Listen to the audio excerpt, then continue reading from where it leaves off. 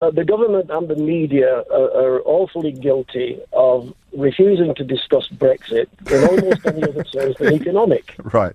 So because I've never heard any conversations about sovereignty or borders. Have you?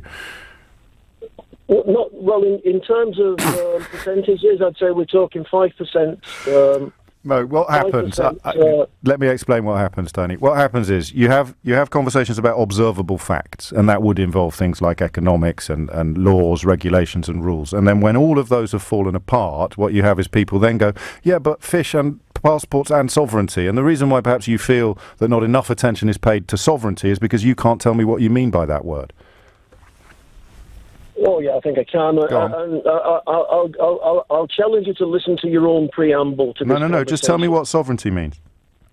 Well, sovereignty means long-term, and this is the important issue, long-term for the next 100 years or maybe longer, of sovereignty for this country, of not being part of or dictated to by a supranational government based in Brussels.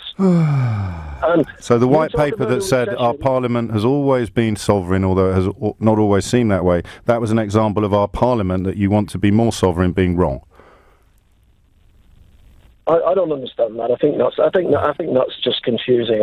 So the Brexit white paper stated our parliament has always been sovereign. Yes, but we're moving towards a Europe where it won't be. No, we're not. This is not my opinion. This is what whose opinion is it then? That voted Brexit. Why are you ringing in with other people's opinions? What's your opinion?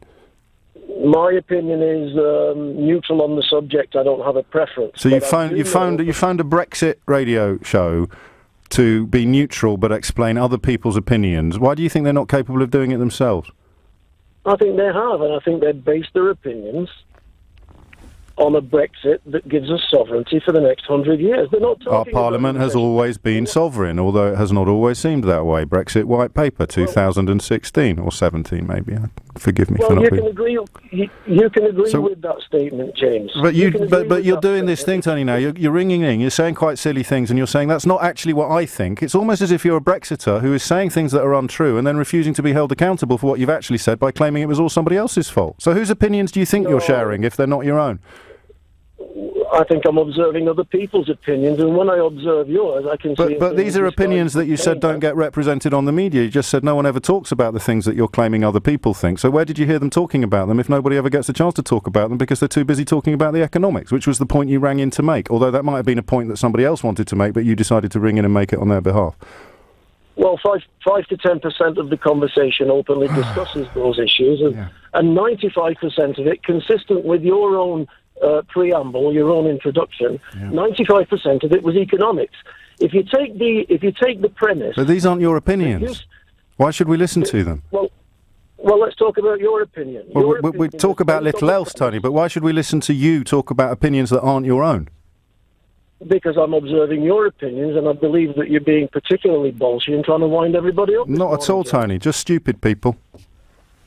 Well, do you think I'm one of the stupid people then, James? I'll let the people decide.